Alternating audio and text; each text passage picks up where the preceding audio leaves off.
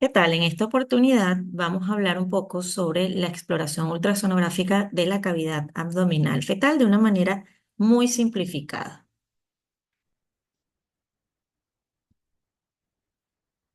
Cuando nos planteamos estudiar el abdomen fetal en una evaluación rutinaria, muy probablemente podamos pensar que es un mundo prácticamente invisible, o en este caso insonoro, porque estamos trabajando con ondas sonoras. Y sí, es cierto, el abdomen fetal en ocasiones puede pasar desapercibido y no nos hace mucho ruido a menos de que exista alguna anormalidad. Por ejemplo, si hay un aumento de una ecogenicidad de alguno de los órganos, o sería una imagen quística fuera de las habituales que vamos a encontrar dentro del abdomen. Entonces, la observación de la cavidad abdominal requiere cumplir con una metodología muy acuciosa que nos va a permitir identificar esa isonoridad que es normal, pero que es difícil de identificar. Y es lo que precisamente lo hace distinto a la exploración de otros sistemas fetales, por ejemplo, el sistema nervioso central, en el cual los componentes son muy resaltantes o por lo menos son fáciles de identificar. El reto viene no solamente dado porque existe una variedad ultrasonográfica dentro del rango de normalidad, sino que también existen múltiples órganos que están involucrados en la cavidad abdominal. Hay órganos del sistema digestivo, hay órganos del sistema renal. Los signos ultrasonográficos de anormalidad en muchas ocasiones son indirectos, es decir, no se reflejan en el propio órgano afectado. Y además de esto, hay signos ultrasonográficos de anormalidad que se pueden presentar de manera tardía durante la gestación. Vamos a comenzar entonces a explorar la cavidad abdominal con este corte básico que la ISUOC ha establecido como el corte número 11 de la exploración sistematizada fetal. En este tipo de corte nosotros vamos a encontrar como puntos de referencia inicialmente el cuerpo vertebral que se encuentra hacia la parte posterior de este corte transverso y que tiene una forma triangular, ecogénico, porque es hueso. Vamos a observar una imagen anecoica rectangular en la parte anterior que corresponde con la porción intrahepática de la vena umbilical y por supuesto una imagen anecoica ovalada o redondeada. Estas imágenes que corresponden entonces con la cámara gástrica. Este es el corte que nosotros vamos a utilizar de manera rutinaria para la medición de la circunferencia abdominal, como vemos en la imagen, que se debe hacer por fuera de la piel. Identificamos entonces el cuerpo vertebral, la porción intrahepática de la vena umbilical y la cámara gástrica, que son nuestros puntos de referencia. Esta estructura que vemos en la línea punteada y que se encuentra a la derecha de lo que corresponde con la burbuja gástrica es lo que correspondería a la silueta hepática, que en un corte transverso a esta altura ocupa prácticamente la totalidad del corte. En este corte podemos identificar igualmente las estructuras que mencionamos anteriormente, la cámara gástrica, la porción intrahepática, fíjense cómo está dentro de la silueta del hígado, y la columna vertebral en la parte posterior. Ahora bien, ¿cómo podemos identificar qué es derecho y qué es izquierdo en este corte transverso?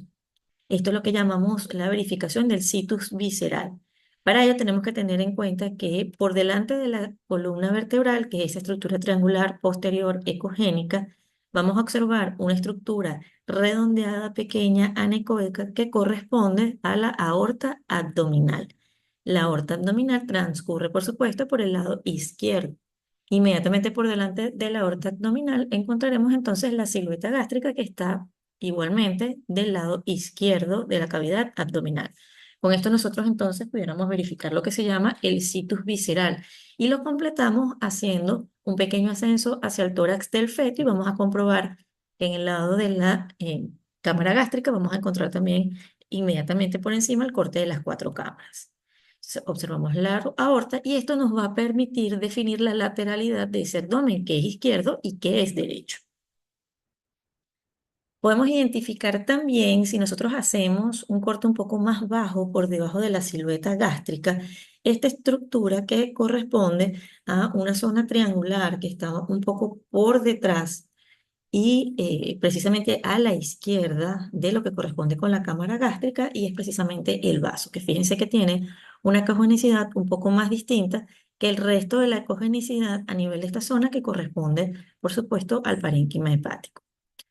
También en el corte transverso a este abdomen, pero un poco más bajo, podemos observar otra imagen anecoica, pero esta vez del lado derecho, justo en la parte que corresponde al parénquima hepático, pero esta forma o la forma que tiene esta imagen anecoica es más bien ovalada en forma de lágrima y corresponde entonces con la vesícula biliar. ¿Cómo la diferenciamos en la porción intrahepática de la vena umbilical? Porque esta está más central y que, por supuesto, si le colocamos el Doppler, vamos a observar la presencia de un flujo vascular a nivel de la vena umbilical. El otro corte que se nos plantea en la ISUOP es el corte número 12 y este es, como vemos en la imagen, un corte un poco más bajo del que hacemos regularmente para medir la circunferencia abdominal y está justo en el sitio de la inserción del cordón umbilical. Y este corte nos permite precisamente identificar esta inserción a nivel abdominal y verificar que efectivamente la piel que bordea el cordón umbilical está intacta. Si tenemos dudas acerca de la inserción de este cordón umbilical, podemos hacer o podemos utilizar la herramienta Doppler y vamos a ver entonces la presencia del flujo sanguíneo correspondiente al cordón umbilical. ¿Por qué es importante determinar que el estómago está presente en este corte transverso del abdomen? Porque eso nos va a permitir establecer que el sistema renal y urinario están funcionando correctamente porque existe un volumen de líquido amniótico suficiente como para que el feto pueda deglutirlo y planificar ese estómago. También nos permite identificar que hay un correcto funcionamiento del sistema nervioso central y neuromuscular que permite precisamente esa función de deglución y vaciamiento gástrico y así queda de una vez establecido que hay efectivamente una conexión entre la boca y el estómago, es decir, que hay un esófago que está permeable. Cuando encontramos el estómago, podemos hacer algunas mediciones. Generalmente el estómago se mide en dos planos, en un plano axial, como el que vemos en esta imagen, donde podemos tomar dos mediciones, longitudinal y transversa, y luego rotamos nuestro transductor para obtener un plano sagital de ese estómago, donde por supuesto vamos a observar la imagen alargada, fusiforme, que tiene normalmente un estómago planificado. Y ahí podemos hacer una medición longitudinal.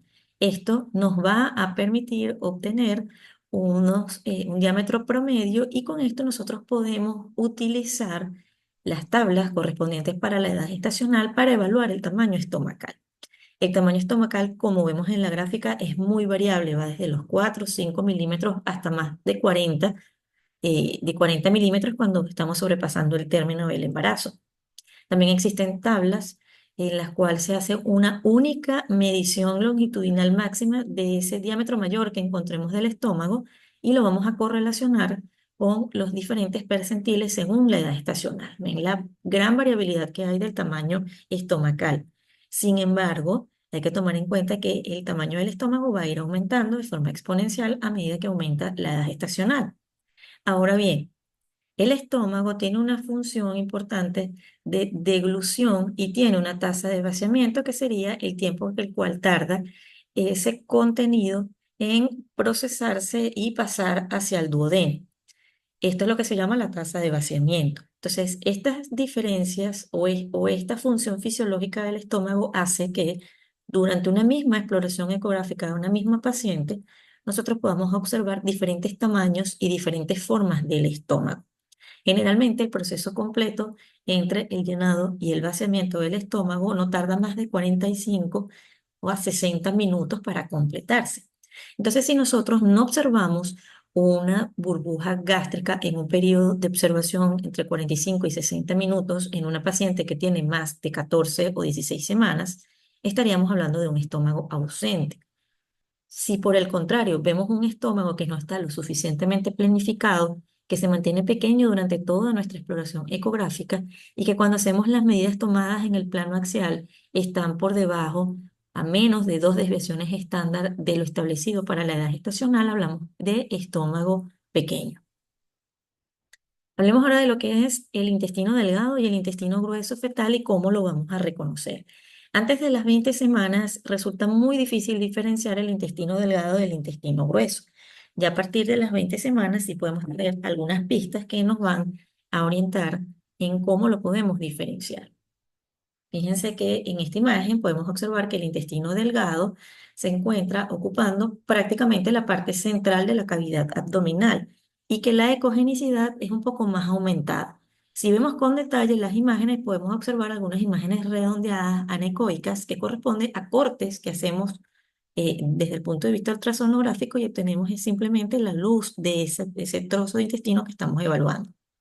Ahora, en el caso del intestino grueso, este se ubica más que todo hacia la periferia de la cavidad abdominal y tiene una forma particularmente llamativa, es una forma fusiforme y el contenido, como lo vemos, es mucho más alargado y el contenido tiene una ecogenicidad mucho más baja que la del intestino delgado. Y esto es debido a la presencia del meconio, que característicamente es hipoecoico.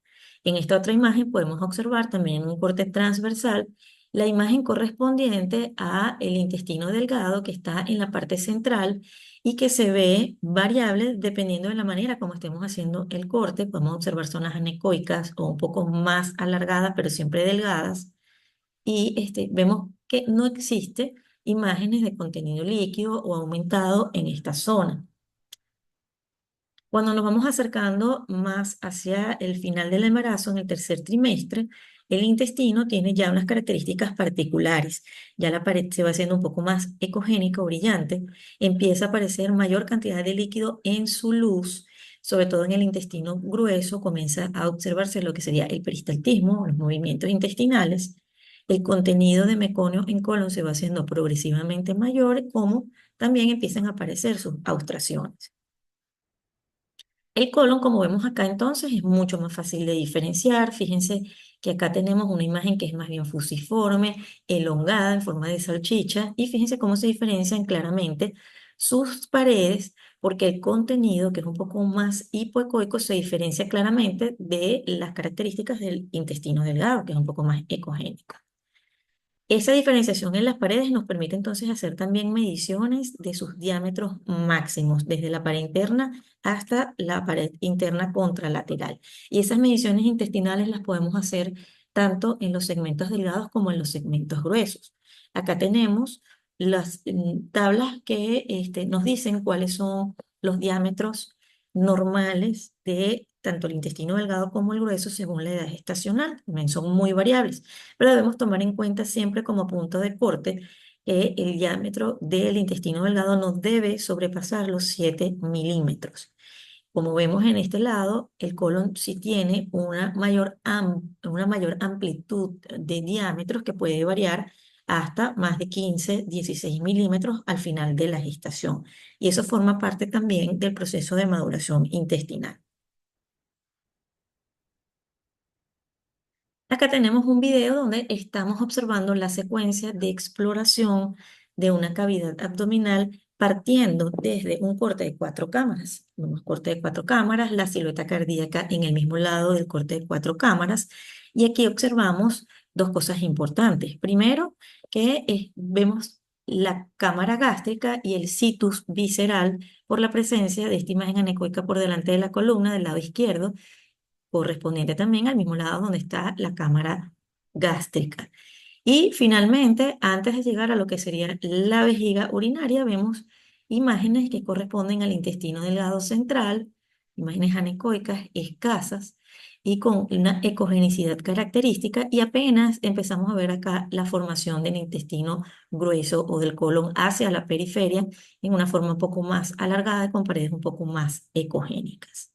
Esas serían las características normales del sistema digestivo, contrastando evidentemente con esta imagen que vemos en este lado, donde observamos dilatación de asas centrales que pudieran corresponder entonces con el intestino delgado.